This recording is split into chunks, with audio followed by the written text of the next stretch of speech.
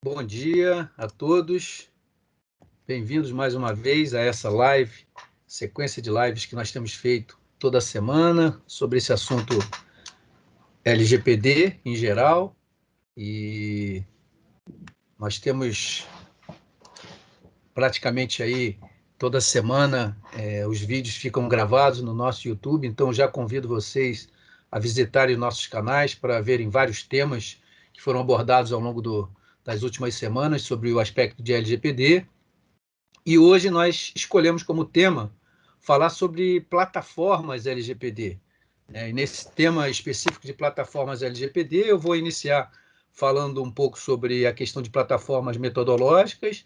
Em seguida, o doutor Gilberto Martins vai falar sobre plataforma documental. E a gente encerra com o Fernando Neri, falando sobre plataforma de automatização.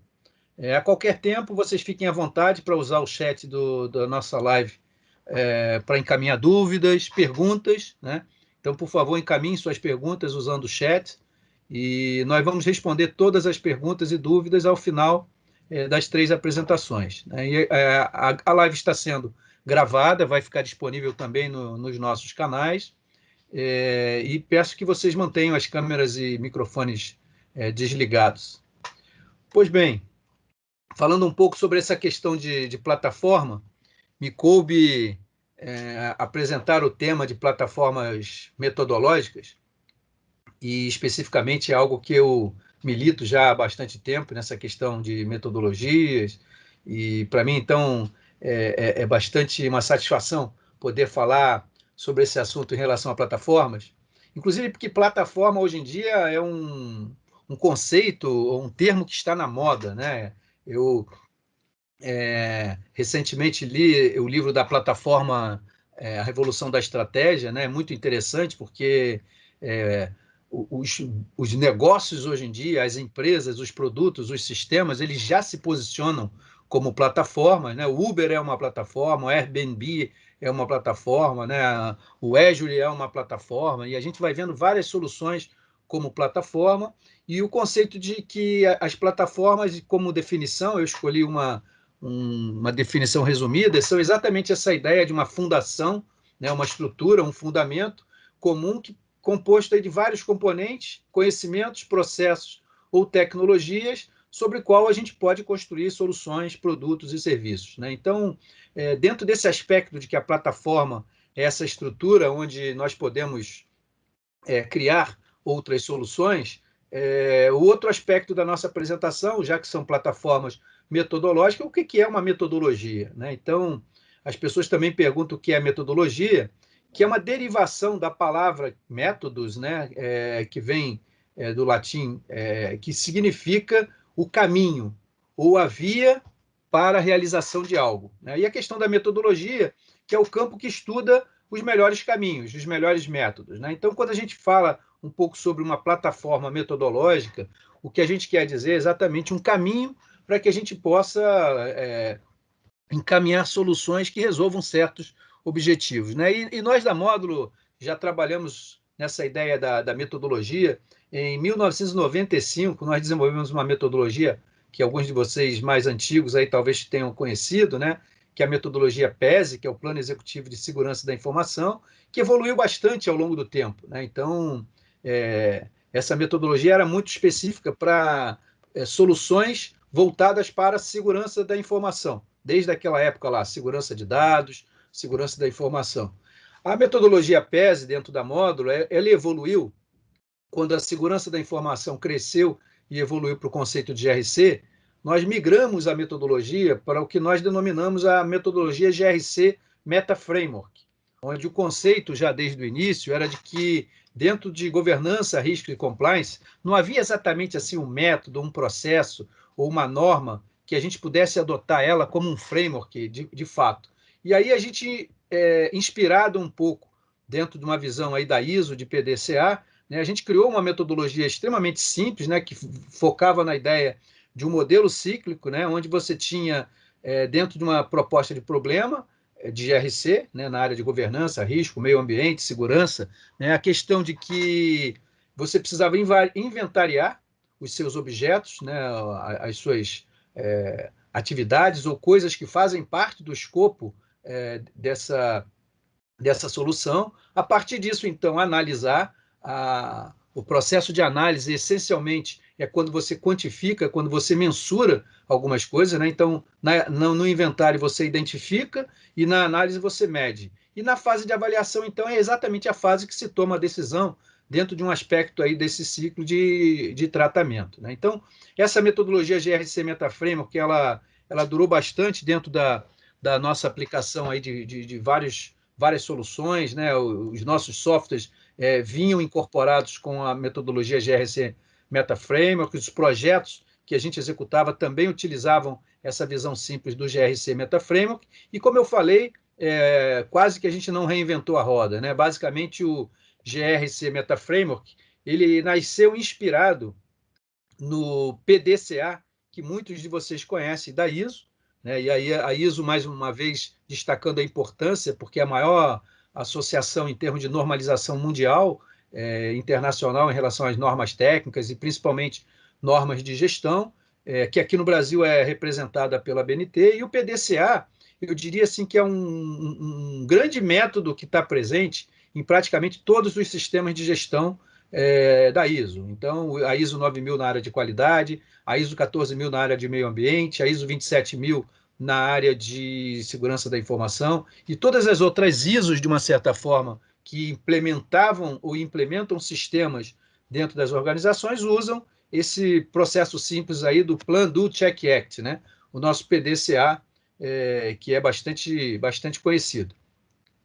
Caminhando nessa visão de metodologia e despontando um pouco a ISO aí como uma referência, a ISO trouxe agora, presente em todas essas normas, um conceito que também permeia toda a tomada de decisão, não importa a área de atuação, que é exatamente esse conceito que chama-se de Risk-Based Thinking, né? Ou que nós podemos traduzir aqui no Brasil como uma mentalidade de riscos, ou uma mentalidade baseada em risco, ou baseada em gestão de riscos, né? Então, as normas da ISO hoje, elas empregam essa abordagem de mentalidade de risco, incorporando o ciclo PDCA, né? Então, quando se fala na área de qualidade da ISO 9000, o que se pensa aí são riscos de um produto sem qualidade, da insatisfação do cliente. Quando se fala na aplicação da 27000 na área de segurança da informação, o que se pensa em termos de mentalidade de riscos é o impacto na confidencialidade, integridade e disponibilidade das informações. Então, não importa exatamente o modelo de gestão ou a tomada de decisão, a ISO introduziu essa ideia de mentalidade de risco para todos os métodos, para todas as normas, né? E essa mentalidade de risco, ela se consolidou na ISO, né, em termos de padronização, exatamente com a ISO 31000, que definiu claramente essa ideia de risco, né, como o efeito da incerteza nos objetivos. E quando a gente toma uma decisão, a gente está o tempo inteiro pensando sobre as incertezas que podem afetar nossos objetivos. Podem afetar positivamente, no caso aí de oportunidades, ganhos, né? Ou podem, como a definição tradicional de risco, né? Trazer prejuízos, trazer perigos, trazer ameaças às nossas organizações. Mas, em resumo, a nossa tomada de decisão ela é sempre baseada dentro da ideia de que, na mentalidade de risco, ou a gente tem um perigo e uma ameaça que a gente quer reduzir esse risco, afastar esse risco, minimizar esse risco, ou a gente tem uma grande oportunidade, eu tenho um ganho ou um benefício, e aí, nesse caso, o que a gente quer e precisa é otimizar, é maximizar esse ganho, nos aproximar desse ganho. Então, é uma visão bastante moderna, não apenas na visão de risco como efeito negativo, e eu já deixo um convite para vocês, né? Aqui no Brasil, o Comitê Internacional da ISO, ele é feito na Comissão Especial de Gestão de Riscos, onde eu, aqui no Brasil, sou o coordenador, delegado brasileiro também na discussão das normas internacionais, e nós temos feito reuniões regulares, né, e até com esse assunto da pandemia, grande parte dos trabalhos tem sido feito de maneira remota, né? Então, a nossa próxima reunião da BNT, aqui do nosso Comitê de Gestão de Risco, vai acontecer no dia 17 de março, aqui é um convite. Então, se vocês tiverem interesse, tem aqui podem, no final, me encaminhar um e-mail, né? Ou então podem usar o e-mail da Carolina Martins, que é a nossa secretária na BNT, e pedir para para participar aí, tem o link também, a gente pode encaminhar para vocês o link, é muito interessante. E até na próxima reunião, que vai acontecer então agora dia 17 de março, de forma remota, nós vamos falar sobre a 31010. É uma norma interessante, aqui essa norma está entrando em consulta nacional aqui no Brasil, uma norma internacional, ela foi traduzida pelo nosso comitê, ela vai agora para a consulta nacional e espera-se aí que daqui a 30 dias a gente tenha aprovação dessa norma e aí publica a 31.010 como norma brasileira, né? A 31.010 é uma norma muito interessante, já que a gente está falando aqui sobre metodologia, plataforma metodológica, porque ela contém 31 técnicas, ferramentas, métodos para a gestão de risco nos mais variados tipos de empresas, organizações, as mais diferentes abordagens, com várias técnicas e vários processos, como eu falei, Boltai, Ishigawa, a técnica do ALARP, né? E essas técnicas que são aplicadas exatamente dentro do processo da ISO 31000 para definição de escopo, identificação, análise, avaliação e tratamento de riscos, como eu falei, são técnicas que, para alguns de nós, já são técnicas conhecidas, por exemplo, o método Delphi para a questão de entrevistas, os checklists são muito utilizados aí em segurança da informação, metodologias aí como análise de falhas, né, muito usado na prática de confiabilidade, simulação de Monte Carlo, o pessoal de gerenciamento de projeto conhece bastante. Então, são muitas técnicas e essa ISO 31010, o que ela faz é consolidar essas técnicas em tabelas, né, inclusive reforçando quais dessas técnicas seriam, vamos dizer assim, extremamente aplicáveis ou não aplicáveis para cada um dos processos da ISO 31000. Né? Então, se a gente selecionasse aqui, por exemplo, a identificação de riscos, nós íamos descobrir que a ISO, por exemplo, já começa ali com brainstorm, né? Que é uma técnica que todos nós conhecemos, então, talvez para identificação de riscos, em algum contexto, brainstorm é uma boa prática que possa ser utilizada. Também é bastante aplicável aí a questão de análise de falhas e por aí vai, né?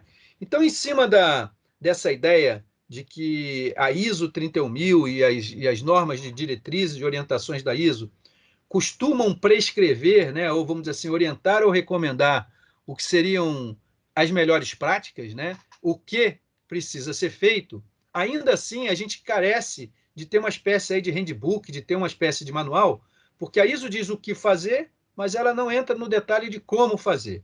Né? Então, inspirada nessa evolução do PESE, da Módulo, e do GRC MetaFramework da Módulo, há alguns anos atrás nós evoluímos para uma nova metodologia utilizada pela Módulo, que continuando num conceito MetaFramework, porque não é um framework, né?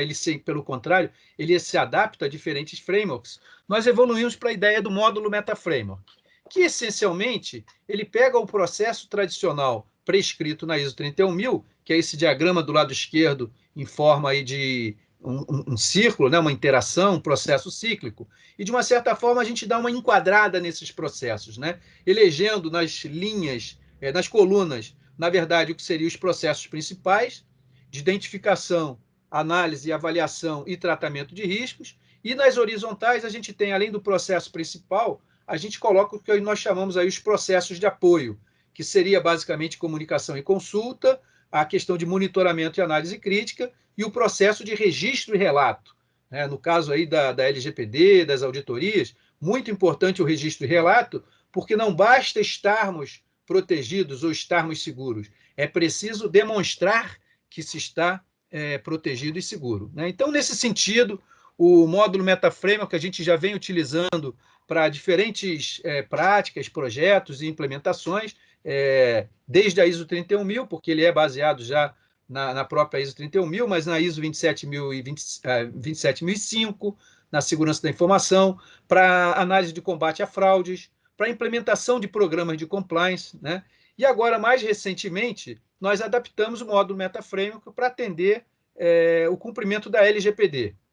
Né? Então, nós temos especificamente agora, em termos de metodologia, a aplicação do módulo MetaFramework para o atendimento da LGPD, que tem exatamente essa visão geral da ISO decomposta com foco para resolver o problema da LGPD. Então, em termos de escopo, contexto e critério, é importante que a organização, em termos dessa visão metodológica, defina o seu inventário. Né? Quem são as pessoas, quem são os processos, quem são os sistemas, quais são as partes relacionadas, quais os tipos de dados pessoais que a nossa organização existem, quais são as ferramentas implementadas, né?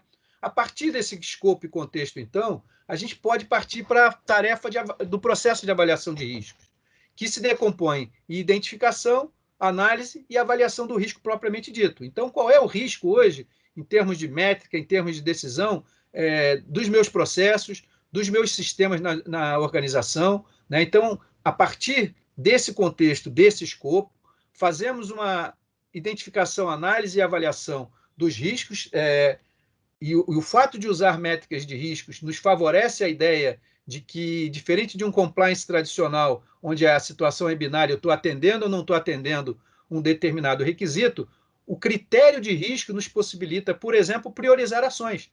Porque eu sei que numa visão e numa mentalidade de risco, eu posso definir que tem certos sistemas ou processos da organização que têm um alto risco, por exemplo, de trazer um impacto no meu negócio, seja através de multas e sanções, ou seja mesmo através de processo de titulares ou problemas de eventuais vazamentos. Então, essa mentalidade de risco, a partir de um escopo e com esses critérios bem definidos na etapa de avaliação, nos permite, então, priorizar esse tratamento, criar ali um plano de ação, ou um plano de implementação que se divide aí dentro de uma visão de curto, médio e longo prazo. E todo esse processo e dessa visão do Meta Framework, numa ideia sempre de implementação, usando também a questão dos métodos ágeis, pensar sempre de forma incremental.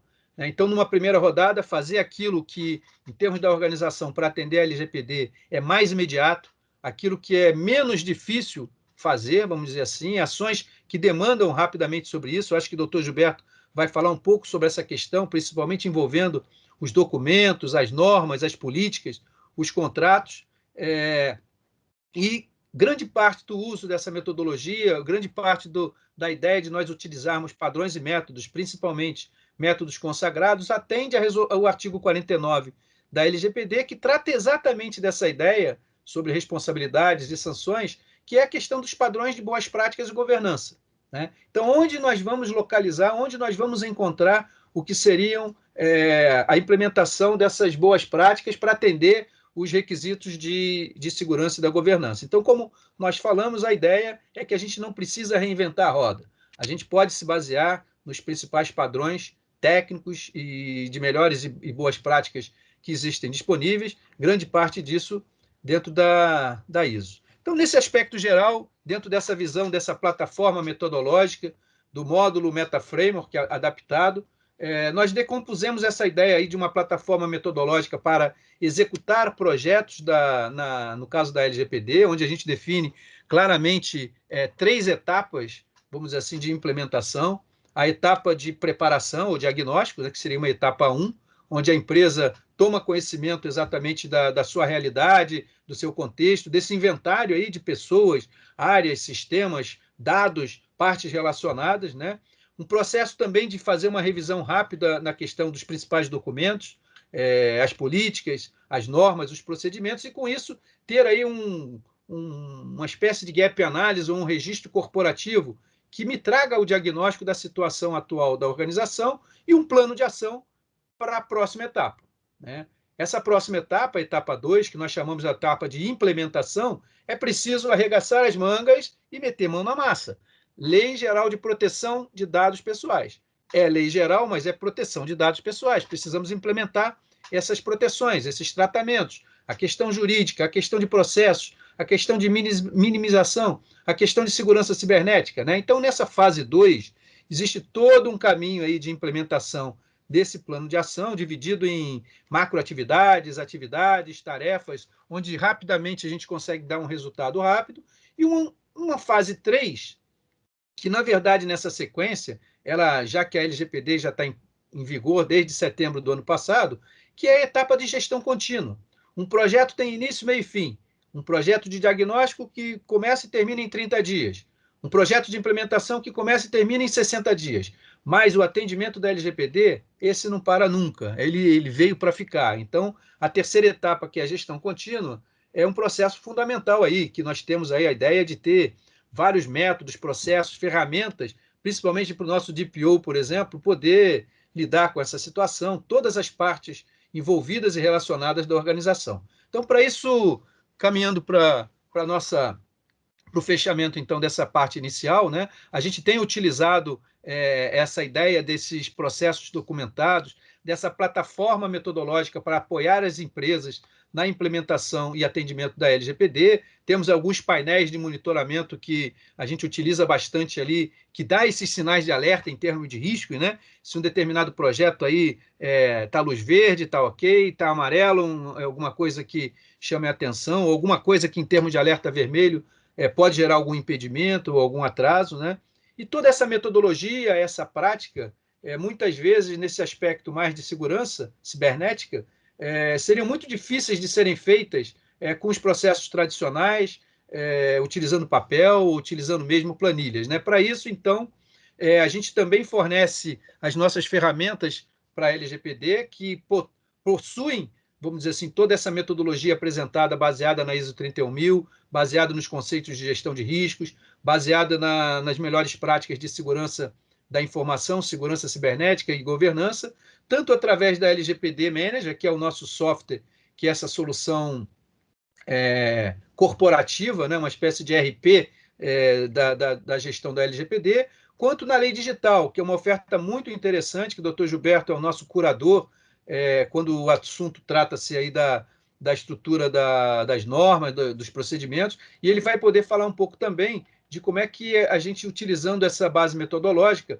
pode caminhar para uma base documental, que é um local, um repositório, onde a gente pode, na verdade, ter acesso às principais normas, padrões, a própria lei, citadas dentro da LGPD, e mais ainda, utilizar um modelo aí de templates para adaptar e personalizar para cada uma das nossas organizações. Então, eu fico por aqui nessa primeira parte dessa nossa live, falando sobre plataformas. Falei um pouquinho sobre plataforma metodológica. Gilberto, eu já vou te convidando já para assumir para falar um pouco da plataforma documental e a gente fecha com o Fernando Neri falando de plataforma de automatização. Obrigado, bom dia. Gilberto, é contigo. Obrigado, Alberto. Bom dia a todos. Sempre um prazer muito grande. Estou carregando aqui. E me coube falar, então, sobre a plataforma documental, e o Alberto destacou muito bem o que são as plataformas e a importância delas. No mundo do direito, a plataforma como um lugar one-stop shop, e a organicidade da plataforma, que é representada por essa junção entre metodologia, automatização e documentos, né, tem sido reconhecida, né, como um novo direito. A gente já tem artigos falando de direito das plataformas, né, essas relações, essa complexidade, essa interdependência. Então, esse assunto da plataforma, ele tem um reflexo jurídico importante. Eu acho que a gente está hoje numa quinta onda de proteção de dados pessoais, que é exatamente de evidência documental. Por quê? Porque no início se exigia que tudo fosse cadastrado, todos os bancos de dados. Aí as autoridades disseram, a gente não consegue mais dar conta. Aí trocaram por critérios, cada um implementa os seus critérios, assim, de acordo com o que foi definido pela autoridade. Também não funcionou, porque não dava para fiscalizar. Então, se trocou pelo consentimento dos interessados. A ordem era, bom, se o interessado consentiu, tudo bem então, né? Depois se viu que o consentimento era fake, todo mundo consentia de qualquer forma. E se trocou por privacidade, por desenho ou por default, né? Proteção nativa. Também se viu que é uma conferência, uma checagem mais complexa, envolve acesso a sistemas, uma série de coisas. Então, hoje, o que a gente tem, assim, principalmente do ponto de vista de fiscalização pelas autoridades, são as evidências documentais, são bem mais fáceis, né, de serem aferidas. Por conta disso, já se diz que todo documento conta, inclusive documentos em papel, né? E muito importante você automatizar o compliance. Como é que isso repercute, né? Repercute assim, por exemplo, essa decisão na Espanha, né? E ela diz o seguinte: o contrato entre as empresas do grupo estava ruim, estava deficiente, né? Era omisso em algumas partes. Por isso, foram aplicadas 2 multas. Então, um contrato ruim, hoje, no mundo do GDPR e da LGPD, não significa apenas uma questão de estética, ou uma coisa simplesmente de advogado. Significa porta de entrada para a autoridade olhar se aquela preparação está adequada ou não está adequada. E não é só na Espanha, que a gente tem, por exemplo, uma outra decisão, essa na Inglaterra, e, de novo, aplicando penalidades com relação a uma política de privacidade por website ou por um portal, né, que devia ser atualizada, porque não tinha tudo que devia constar com relação aos direitos dos usuários.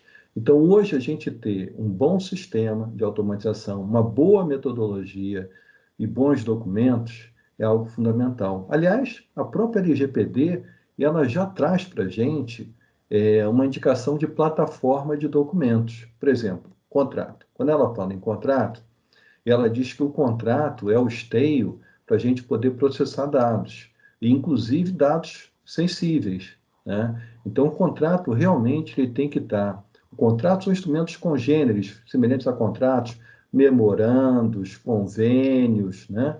Tudo isso tem que estar bem preparado. Depois, a LGPD fala de relatório, e aí ela está falando fundamentalmente do relatório de impacto, o DPIA, né? Relatório de impacto à proteção de dados pessoais, com inúmeras implicações. E o DPIA, principalmente quando você tem um elevado risco, né, com relação à proteção de dados pessoais. Depois, a LGPD fala de cláusulas. Quando ela fala de cláusulas padrão e ela fala, eventualmente, também de cláusulas específicas para transferências, etc., né? Então, não basta ter um contrato, eu tenho que ter cláusulas que entrem em aditivos contratuais em contratos de terceiros, né? Também a LGPD fala de normas comparativas globais. Quando ela fala nesse sentido, ela está falando de uma política geral, né? Política para o portal, política online, né? Política para dentro de casa, política com terceiros, com fornecedores. E aí ela fala também dos certificados, selos e códigos de conduta.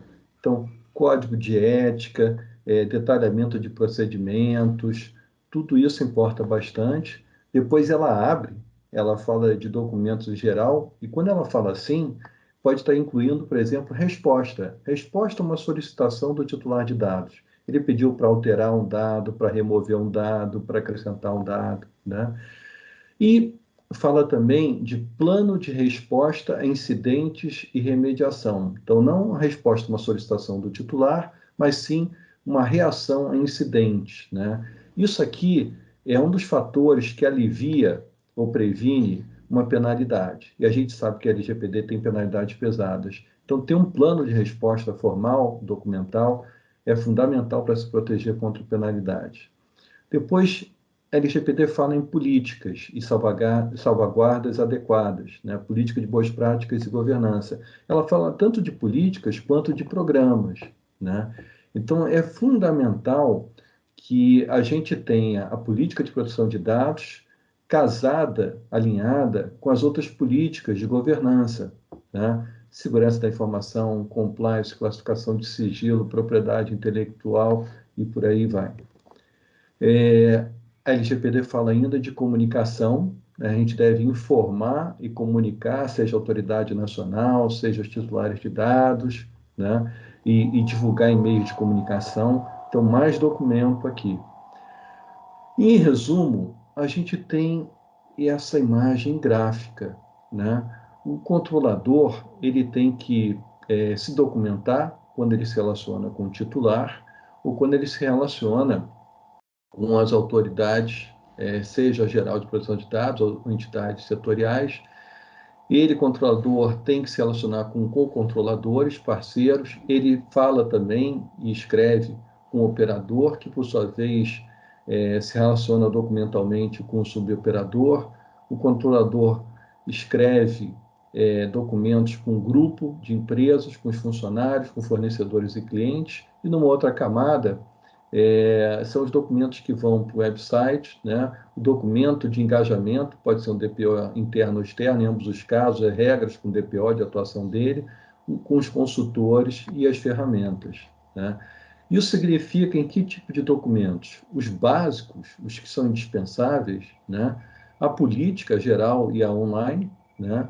o contrato entre controlador e operador, o contrato de processamento de dados, o relatório de impacto, o termo de consentimento e os aditivos de cláusulas contratuais. Isso é sine qua non, é indispensável, né?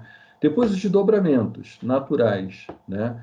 As regras com DPO, né? O contrato, o regulamento do contrato de trabalho em RH, né? A parte de marketing direto, né? As políticas setoriais, modelos de respostas, questionários, protocolo de comunicação de incidentes e attestation, né? Um engajamento, comprometimento de cada funcionário, colaborador, e os especiais, que são assim já mais avançados, mais sofisticados, que são os documentos intragrupo, né? Entre as empresas do grupo, as transferências internacionais, home office, redes sociais, videoconferências, harmonização com as outras políticas, laudo técnico jurídico validando o DPIA.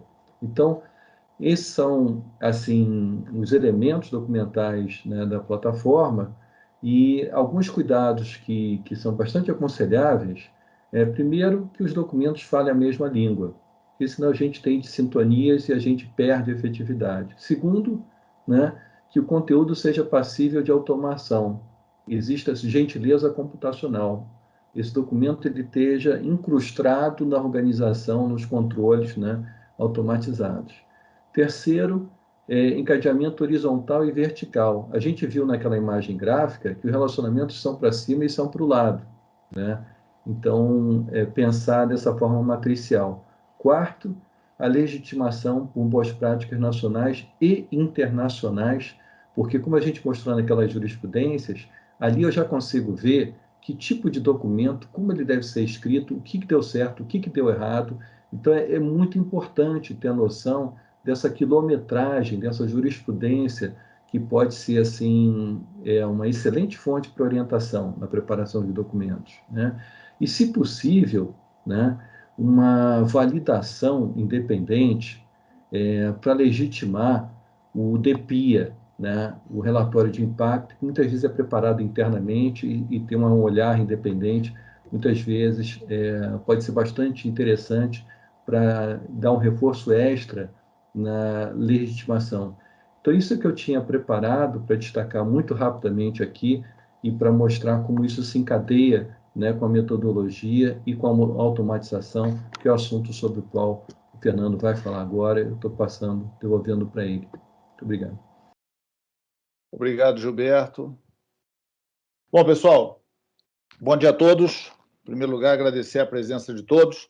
Esse assunto plataforma, né, eu acho que o Alberto falou no pensamento baseado em risco, mas vale a pena ter também um pensamento baseado em plataforma, né? Esse é um conceito moderno.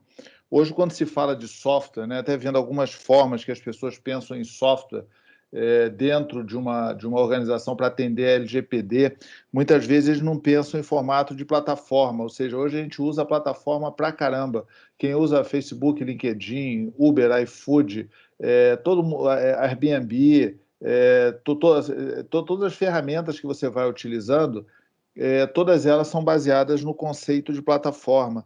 E, às vezes, quando vai especificar um software, ele especifica um software com a cabeça lá da época de client-server. Então, é importante hoje, né, a gente entender essa questão das integrações e, principalmente, quando se fala em automatização. Vou procurar trazer algumas ideias aqui para ver se ajudam realmente a gente nesse caminho. O primeiro ponto, né, ou seja, a plataforma é um substantivo feminino e um dos significados, talvez o mais usado e entendido, seja que é uma superfície plana e horizontal mais alta que a área circundante, ou seja, você, de alguma forma, você utiliza aquilo ali para construir coisas, né? Ou seja, sempre você usa, é o caso da plataforma de petróleo, né? Na verdade, a plataforma de petróleo é uma cidade praticamente, tem tudo ali, né? Restaurante, atendimento médico, o controle de produção, área de TI, sala de servidores. Então, o conceito de plataforma também, né, é um ambiente assim que muitas vezes acaba que pode ser um fim em si mesmo, ou pode ser um elemento de integração. Realmente esse livro Platform Revolution ele é espetacular, trata sobre de uma forma bem interessante sobre esse assunto. E nós vamos falar aqui o seguinte: como é que a gente cria ou define ou especifica uma plataforma de software para a LGPD, né? Então, existem alguns elementos. O primeiro elemento é o inventário. O inventário é o seu negócio, é aquilo que você já tem. Ah, mas é só o que eu tenho? Não, você vai precisar fazer algumas classificações. Por exemplo, você nunca pensou se uma área usa dados pessoais sensíveis. E, na verdade, você tem que pegar a definição de dados pessoais sensíveis, né, das melhores práticas e da própria LGPD. Então, você nunca pensou em definir o que é a legitimidade no que se refere aos seus sistemas, ou seja, por que você faz aquele tratamento de dados. Então, o sistema precisa estar vinculado com uma legitimidade. Então, esse inventário, né, ele está alinhado, ele é um inventário interessante, até, por exemplo, uma coisa bem curiosa que acontece em todos os projetos nossos é com relação ao inventário desses sistemas. Então, às vezes, a gente chega para uma organização e fala, vem cá, cara, quantos sistemas que você tem? Ele vai lá, pega a lista de sistema da TI, lá da área de governança, e falar, eu tenho aqui 87 sistemas. Ah, legal, vou perguntar para o usuário. A gente vai lá, nas nossas entrevistas, perguntamos para o usuário, aparecem 2 vezes mais, 3 vezes mais sistemas que o usuário usa. Por quê? Se você pega um sistema da folha de pagamento, a área jurídica lá usa o PJE, você tem sistemas, né, que a própria área de TI utiliza às vezes, um sistema de gestão de projetos, por exemplo, usa um Trello. Isso aí não é contabilizado como sistema, né, porque a TI vê muito como sistema, e os próprios modelos de governança apontam para isso, né, que sistema é aquilo que você provê, que você homologou. Só que hoje os usuários usam muito sistema em cima do seu ambiente de TI. O que a LGPD tem a ver com isso? Tem a ver que esses sistemas muitas vezes fazem o tratamento de dados pessoais. Então, vamos pegar uma coisa que todo mundo tem, que é o E-Social. Todas as empresas têm que prestar contas com o E-Social. O E-Social, na maioria das vezes, ele vai deixando um rastro com um monte de arquivo plano, em XML, CSV, ou seja, a própria história do desenvolvimento, da evolução do sistema previa isso aí.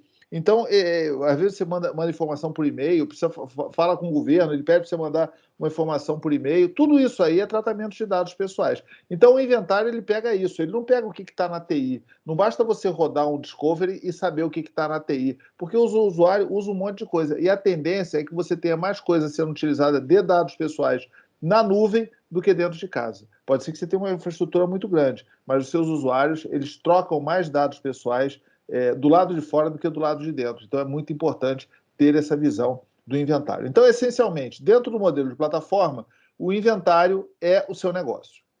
Feito isso, legal, vou usar o inventário, posso usar para um monte de coisa, mas eu vou usar especificamente para atender aos requisitos da LGPD, né? E dentro dos princípios: finalidade, adequação, necessidade, livre acesso, qualidade dos dados, transparência, segurança, prevenção, não discriminação, responsabilização e prestação de contas. Esses são os princípios da LGPD. Então, você vai usar o inventário para determinado requisito. E quando você fala em automatização, você precisa de algumas funcionalidades para que o seu inventário atenda aqueles requisitos. Uma plataforma, né, essencialmente, ela liga pontos, né? Então, você vai ter um processo que ele vai fazer uma série de ligações de pontos. Vou mostrar para vocês aqui um exemplo, né, da plataforma do Uber. Ou seja, o Uber é uma plataforma. Quando a gente pega o Uber, né, nós estamos aqui. Eu sou um consumidor. Mas tem também empresas que fazem com que o consumidor pegue o Uber. Ou seja, o Uber não pega uma empresa, ele pega a pessoa da empresa. Então, existem pessoas e existem empresas que fazem negociação.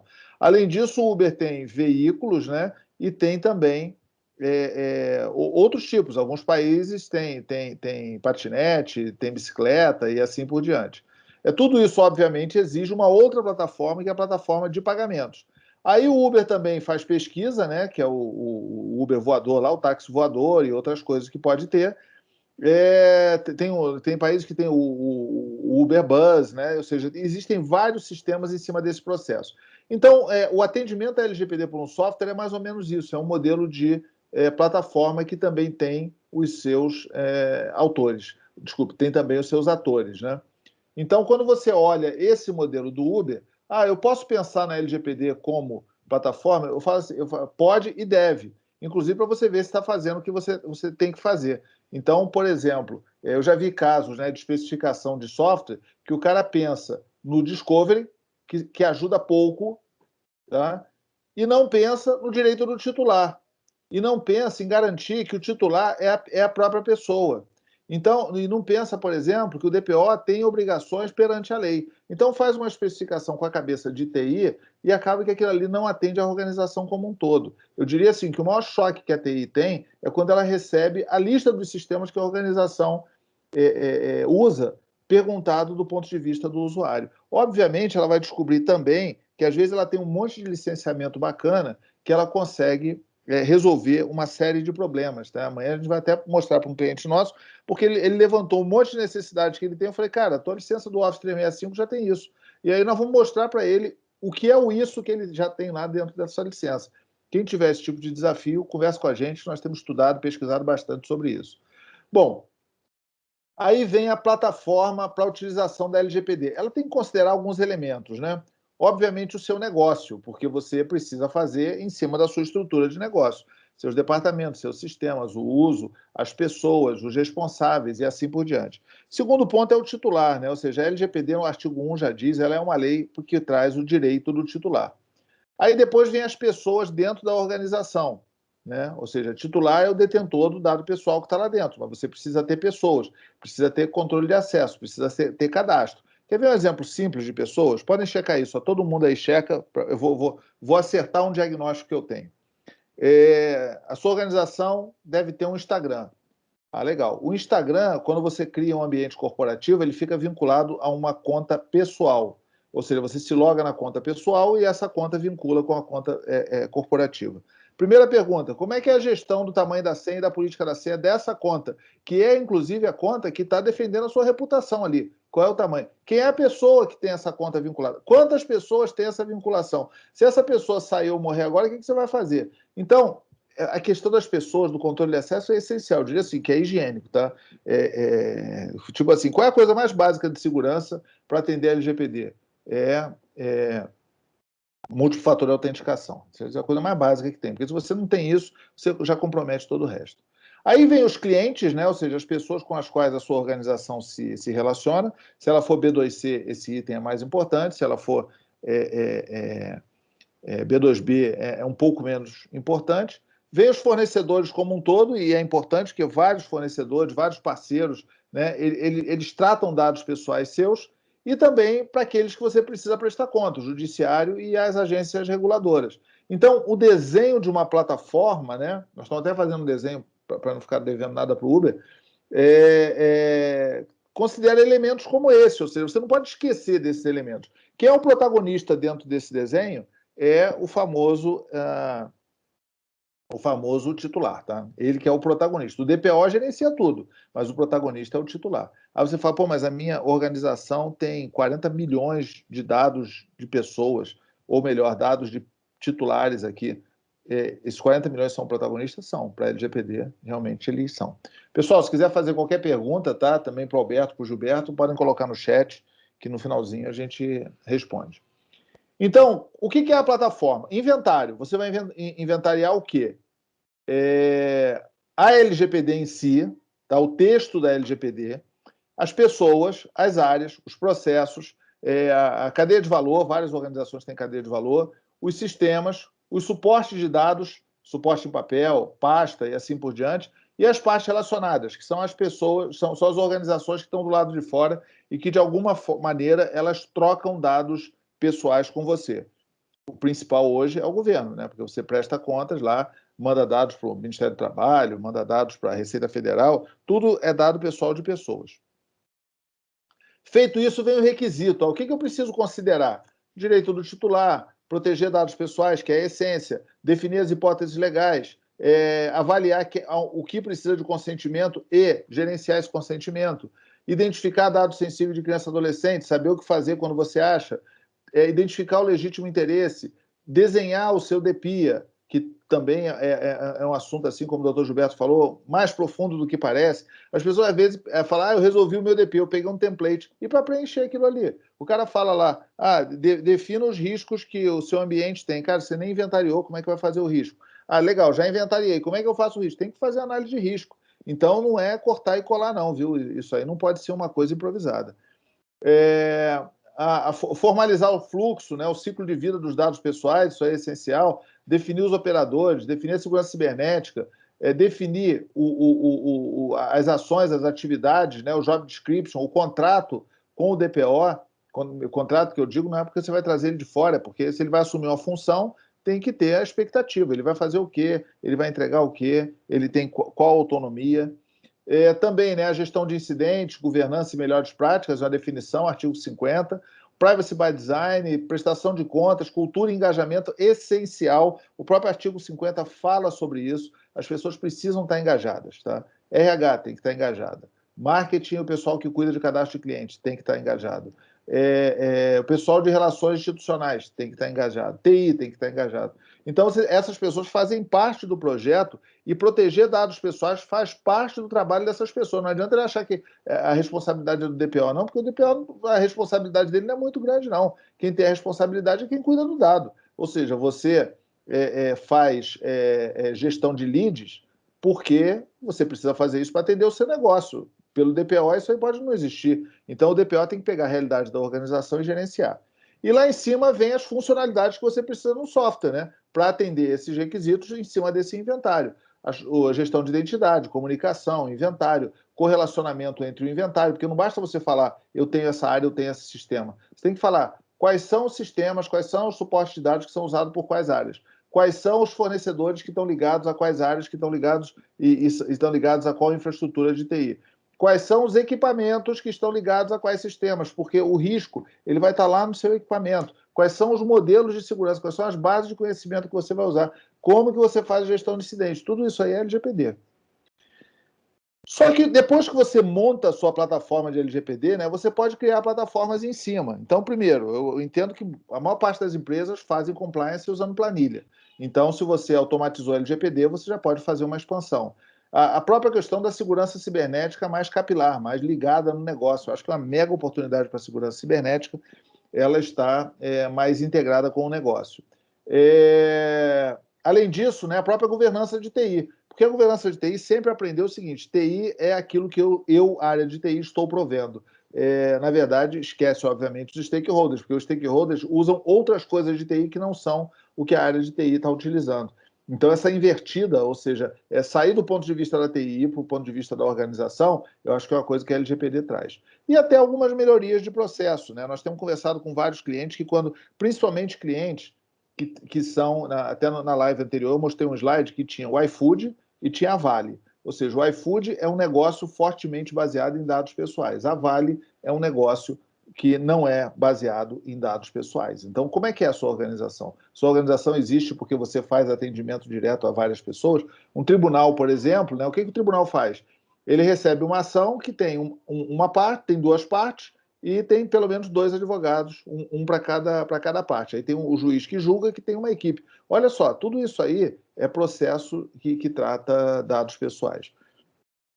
Então, por isso é essencial você montar isso e, obviamente, quando você inventaria tudo isso, aparecem várias oportunidades de melhoria de processos. Tá? A maioria das áreas de TI que eu conheço desconheciam quantos arquivos planos CSV, TXT, XML, XLS que são deixados somente na parte de prestação de contas para o governo, de funcionário e pagamento de imposto. Bom, então daí vem, né? Ou seja, o que você trata dentro desse modelo? Pessoas. Nós normalmente dividimos em 4 famílias. O encarregado, né, o DPO é a equipe do projeto, que obviamente, né, com essa confusão que foi no Brasil a entrada em vigor, você tem projeto e tem processo ao mesmo tempo, ou seja, o DPO tem que funcionar e o projeto tem que ser tocado. Os pontos focais, que são os responsáveis pelas áreas, pelos sistemas, pelos fornecedores, e também, e aí todo mundo, né, ou seja, os stakeholders, né, colaboradores, partes relacionadas, esse pessoal todo que tem que estar conscientizado, engajado e que tem que dar uma atestação que ele foi conscientizado e engajado. Então, o inventário da LGPD, né, a gente trabalha muito com esse modelo, ele vai pegar as suas áreas, vai pegar os seus sistemas, as empresas com as quais a sua se relaciona e troca dados pessoais, as atividades do plano de ação, a gestão de incidentes, os pedidos, né, dos titulares que vão chegando, o texto da lei, tudo isso aí faz parte do inventário. E aí você vai ter o DPO, né, ele precisa ter um cockpit, ou seja, precisa ter um conjunto de ferramentas, porque o DPO ele precisa saber quem são as pessoas. Quem são as pessoas que tratam mais dados pessoais? O RH trata muito e o chefe da fábrica trata pouco. Então, a gente já vai sabendo isso aí, vamos tendo esses contatos. Quem é o DPO do cara que mais troca dados pessoais comigo? Então, eu tenho um monte de distribuidor, esse distribuidor cadastra um revendedor, esse revendedor cadastra um cliente que faz a garantia no meu site. Ou seja, como é que é essa gestão? Como é que é esse processo? Como é que é esse CRM? Então, tudo isso aí começa a estar integrado dentro desse modelo. E aí vem, né? Ou seja, o que é automatizado? A lei é automatizada, o texto da lei é automatizado. Vamos fazer uma coisa bem bacana e estamos melhorando isso cada vez mais, que é correlacionar lei com objeto que você levantou. Então, eu tenho uma área, por exemplo, RH. Quem cuida de currículos está preocupado com consentimento, com operador, porque ele deve usar LinkedIn, CIEE, vagas.com, indicações de outros, empresas de headhunter, tudo isso aí é troca de informação. Então, ele está preocupado com o operador. Mas quem cuida de folha de pagamento, ele está preocupado com o principal operador, que é o banco que faz o pagamento da folha de pagamento, mas ele não está preocupado com o consentimento. Ele está preocupado com o legítimo interesse e atendimento a contrato. Então, você pega a lei como um todo. Primeiro, a lei, tá, ela é diferente, porque o pessoal de TI está acostumado com estrutura, né? Advogado está acostumado com lei. Está acostumado a estrutura hierárquica, né? Estruturada, como é o COBIT. A lei não é assim, tá? Isso é uma má notícia. O artigo 1 não necessariamente tem a ver com o artigo 2, que não necessariamente tem a ver com o capítulo que ele fez. Não é feito para criar um modelo compilável, entre aspas, né? Então, por isso, a estrutura da lei ela é meio difusa. Nós até estruturamos e consolidamos os assuntos de forma a facilitar esse correlacionamento. Outra ferramenta importante é questionário para LGPD. Toda hora você vai ter que perguntar alguma coisa para alguém. Se você não tem a ferramenta de questionário, você vai ficar maluco. Se você usa planilha para isso, pode ter certeza, você gasta só em consolidar a planilha mais do que você pagaria por um software de alto nível de questionários, com segurança, com autenticidade, com login e tudo mais. Então, é importante realmente a gente ver isso, ou seja, a LGPD precisa ter questionários, faz parte da plataforma. Outra coisa, a gestão dos sistemas, a lista de sistemas. É muito comum para a gente enxergar os sistemas da organização num número muito menor do que o que realmente é utilizado. Tá? Então, por exemplo, sistema e suporte de dados. Imposto de renda do colaborador. Tem organização que guarda ele em papel, tem organização que guarda ele digital, tem organização que guarda o recibo para, quando precisar, poder consultar. Então, existem casos diferentes. Tem organização que guarda ele criptografado e não abre, só abre quando for necessário. Tem organização que deixa ele plano, aberto em PDF e guarda ele em PDF. Então, cada um trata de uma maneira, ou seja, vai depender muito das regras. Tabela de temporalidade, uma coisa que pouco advogado sabe, quase nenhum cara de TI sabe, é o conceito de tabela de temporalidade. Você vai na sua área que cuida do documento, vai na sua área de RH, ele sabe o que é tabela de temporalidade. Você precisa disso aí para a LGPD. Então, tudo isso aí faz parte desse processo. A questão de segurança é um ponto que é bem importante, tá? Não é objetivo, obviamente, você substituir a área de segurança da informação. Mas o DPO, ele tem que saber, nós criamos até uma baseline, que são os elementos básicos de segurança que a área de segurança precisa prestar conta para o DPO. Porque você pega um Windows, por exemplo, ele tem 320 controles para ser implementados. Nós criamos as baselines com 30 controles, com 20 controles, com 16 controles, de acordo com a tecnologia. Ou seja, é aquilo básico, não para substituir a segurança. Pelo contrário, tá? Eu acho que o DPO tem tudo para fortalecer uma área de segurança. Bom, aí vem os relatórios, né, que eu diria assim, a parte mais estética e bonita que a gente realmente tem. São recursos bem fortes, né, que se refere a isso. Só lembrando, tá, se alguém tiver pergunta, pode encaminhar aí, que assim que eu terminar, eu me organizo aqui e o Alberto administra as perguntas. Também o correlacionamento, isso aí é um projeto de LGPD, né? Até curioso, sempre brinco com um cliente nosso, que quando apareceu essa tela, ele falou, agora eu entendi a LGPD. Eu falei, cara, essa é a parte complicada. Na verdade, o que eu falo normalmente é o seguinte, cara, seu problema é esse aí, porque não é só o inventário, é o correlacionamento entre o inventário. Óbvio que você consegue ver isso aí por tabela, você consegue enxergar isso aí filtrado, mas as bolinhas azuis são as áreas, as bolinhas verdes são os sistemas, as bolinhas vermelhas são as organizações, as empresas, e as bolinhas amarelas são os assuntos da LGPD. Tem outras cores de bolinha, tá? Tem bolinha de ativo de TI, tem bolinha das partes relacionadas em geral, dos tipos de dados e assim por diante. Bom, aí também, né, nós montamos, ou seja, você precisa de plano de ação, né? Então, nós temos 31 atividades que você precisa fazer para você implementar a LGPD e a gente gerencia isso para você. Tá?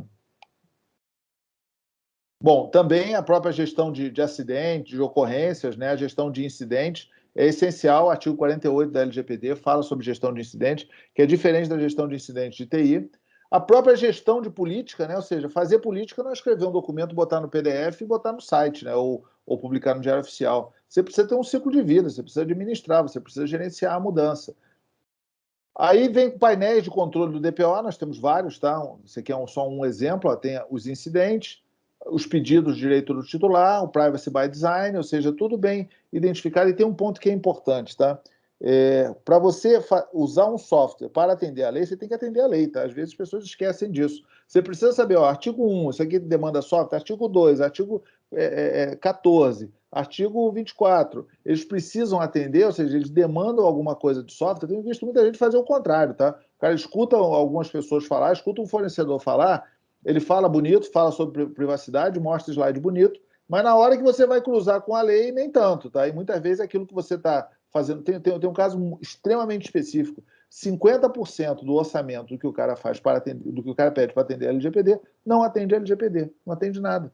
Então, é muito importante você estar alerta com relação a esse assunto. Outro aspecto também que a gente bate bastante, e temos uma solução bacana para isso, é o seguinte: artigo 1 da LGPD é direito do titular, né? Então, como é que o primeiro passo para exercer o direito? Eu perguntar se você tem algum dado meu. Então, eu posso perguntar para um tribunal, eu posso perguntar para um provedor de internet, eu posso perguntar para várias organizações se ele tem algum dado meu. Legal. Como é que ele sabe que eu sou eu? Eu posso falar, pergunto para ele, vem cá, você tem dado meu? Tem. Qual é o seu nome? Doutor Gilberto Martins, ou Alberto. Ou seja, eu vou fazer uma fraude. E a gente vê que existem diversas fraudes com dados pessoais, né? Não falta fraude com dado pessoal. Então, isso aí pode ser motivado por diversas coisas. Então, o que nós fizemos? Um processo de autenticação parecido com esses bancos moderninhos, né? Para a gente poder fazer o compartilhamento de dados. Bom, então aqui também um modelo, né, da gente poder fazer API, porque às vezes eu quero receber as requisições pelo meu call center, eu quero receber na agência, no meu sistema de agência. Então, nós temos APIs para integrar e trocar informações, e isso é um recurso muito forte nosso, tá? Se vocês quiserem trocar ideia também, nosso time está à disposição. Também visão geográfica, aí tem 3 tipos de visão geográfica, tem as partes relacionadas, tem clientes nossos que tem 1.200 pontinhos desse aí espalhados. A cor é a relevância para a proteção de dados. Então, por exemplo, os caras que estão em azul, eles são mais relevantes. Desculpe, são menos relevantes. Os caras que estão em vermelho são mais relevantes. Mais relevantes com relação ao quê? Ao volume de dados pessoais tratados, ao tipo do dado pessoal tratado. Tudo isso aí gera uma pontuação das partes relacionadas.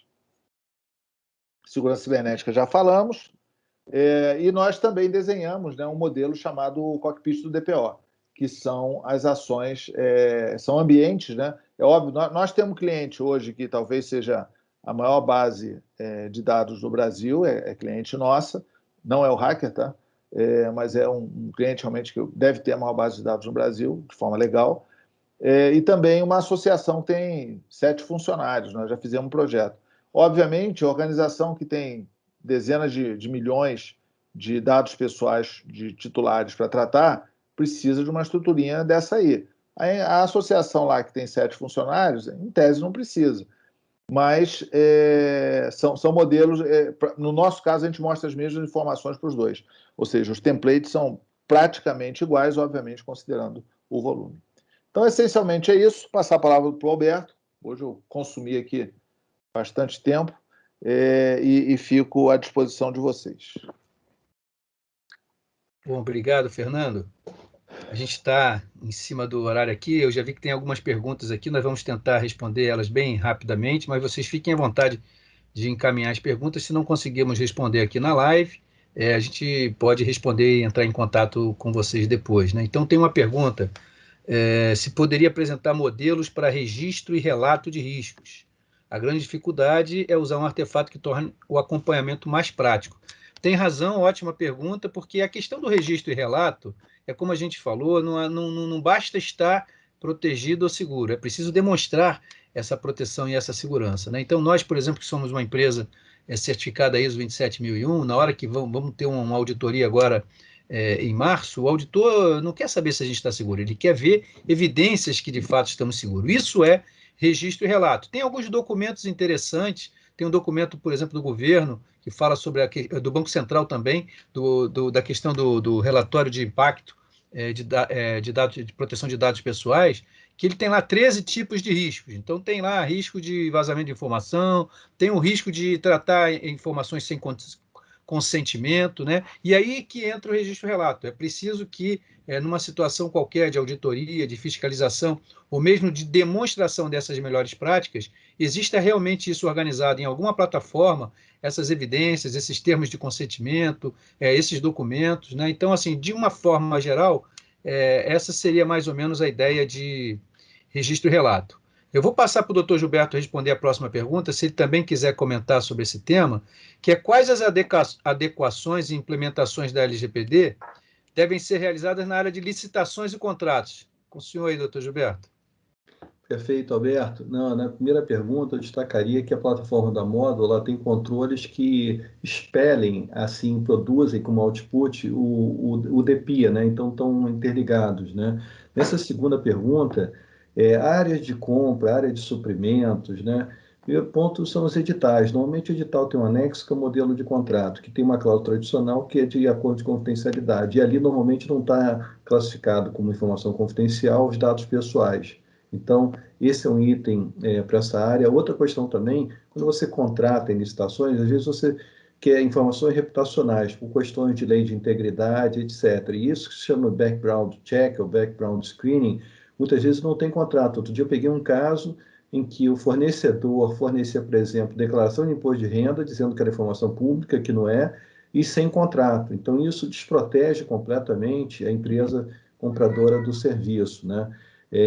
Também a questão dos modelos contratuais, né? Se você está fazendo um RFP, ter um modelo que cuide dessa parte de proteção de dados pessoais e se é uma licitação em que o fornecedor vai poder ter o modelo de contrato dele, ele exigir que ele apresente não só a proposta, mas também um modelo de contrato, sem o que você pode depois ter alguma surpresa, né? Ter regras de convivência, de proteção de dados pessoais, com políticas específicas dos fornecedores, cada fornecedor tem a sua, às vezes são, entre aspas, imutáveis ou imexíveis, entre aspas, mais ainda, né? Então, regras, cartas que estabelecem esse meio de campo. Também o prazo de guarda. No edital, diz, olha, as propostas não aproveitadas vão ser guardadas por tanto tempo, né? E os RFPs anteriores, né, de contratos que já estão em cursos, que precisam de adequação também, porque estão processamentos contínuos de dados e não haviam regras nos RFPs originalmente, precisam ser ajustados. Então, eu diria que esses são os pontos principais para a de licitações e contratos. Alberto, rapidinho, uma questão com relação a relato de risco, né? Com relação a relato de risco, que existem dois momentos que você pode ter que prestar conta de alguma coisa. Um está lá no artigo 48, que é o reporte de incidente, né? Você informar um incidente. Obviamente que o incidente não nasce pronto para você prestar conta. O incidente começa lá atrás na ocorrência. Então, você tem que documentar realmente, colocar informações relevantes. Isso, como é que você descobriu? Porque você estava monitorando ou alguém de fora que respondeu? Qual é o impacto disso aí em base de titular? Quais são os titulares que precisam ser notificados? Tudo isso aí é o artigo 48, só de notificação de incidentes. Obviamente, é aquela história, você tem o risco, às vezes se confunde o agente do risco com o risco, né? Então, o dado vazou porque eu tinha vulnerabilidade. Não, o dado vazou porque alguém explorou a vulnerabilidade. Então, existem vários elementos em cima desse tipo de raciocínio. E o segundo é aquela prestação de contas que você tem que fazer a pedido, que é a prestação de contas do DPIA. Né? Agora, tem muita previsão na LGPD que quem pede é a autoridade nacional. Só que hoje já tem agência reguladora solicitando, cliente solicitando, né? E controlador dentro de uma estrutura solicitando o DPIA. Por quê? Porque acabou que virou assim uma maneira que... como é que eu sei se o cara trata bem dados pessoais ou não? Vou pedir um DPIA para ele. Fernando, pode emendar, porque tem uma pergunta para você também aí, da questão aí se existe alguma limitação dos números de DPO pelas empresas. Na verdade, DPO é um só, mas pode ser um grupo, né? O doutor Gilberto pode até ajudar nisso aí. Ou seja, nós temos clientes, por exemplo, que o DPO é um comitê, né? Existem outros clientes que o DPO é uma área. E em tribunais, inclusive, tem se feito muito isso, tá? Pega uma área, por exemplo, uma área de ouvidoria e coloca ela como DPO. Não necessariamente o ouvidor, mas a área da ouvidoria. O importante é que tudo isso aí esteja bem definido, né? Porque é uma coisa bem nova. E quando você fala ouvidoria, não é toda empresa que precisa ter um ouvidor. No governo federal, por causa de regras do governo federal, nos bancos, por causa de regras do Banco Central. Mas não é toda empresa que precisa ter um ouvidor. Mas DPO todo mundo precisa ter, tá? A não ser que tenha algum limite, que há uma expectativa com relação ao tamanho da empresa, mas todo mundo precisa ter um DPO. Não sei se o doutor Gilberto aí tem alguma visão com relação a isso, né? Ao número de pessoas.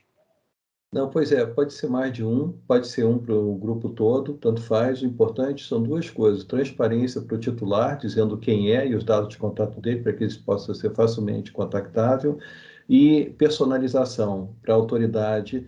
Ele tem que estar indicado, porque ele vai ser eventualmente acessado e pode ter eventualmente até algumas questões assim com relação à atuação dele. Então, transparência para cima e para baixo, para o titular e para a autoridade. E as regras, né, de atuação dele tem que estar muito claras, né, para evitar questões assim de conflito de interesses. Assim. Então, quando você tem mais de um DPO ou tem DPO de diferentes empresas, elas podem ter eventualmente políticas ligeiramente diferentes ou mais do que ligeiramente diferentes. Né?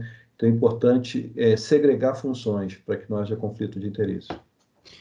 Nós já passamos um pouquinho do tempo aqui, só para aproveitar a deixa e palavras finais, doutor Gilberto. A última pergunta o Fernando vai responder sobre DPO de forma terceirizada, mas pode, não pode? Qual é o cenário aí dessa questão do DPO terceirizado?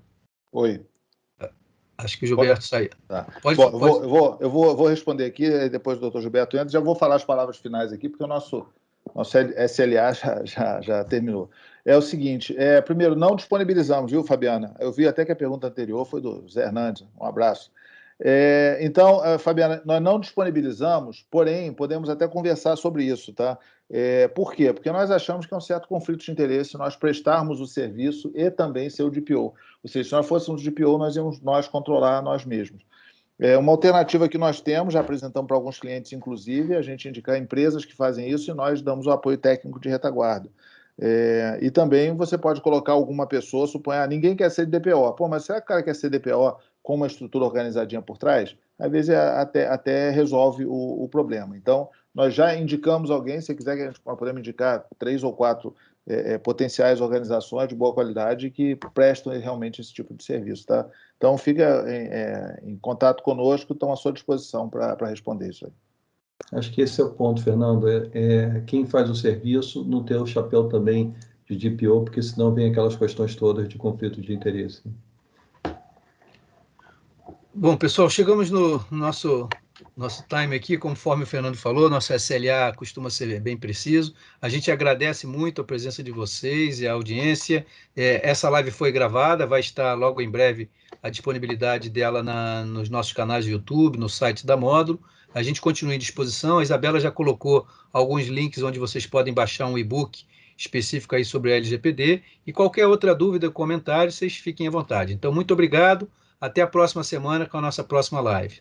Obrigado.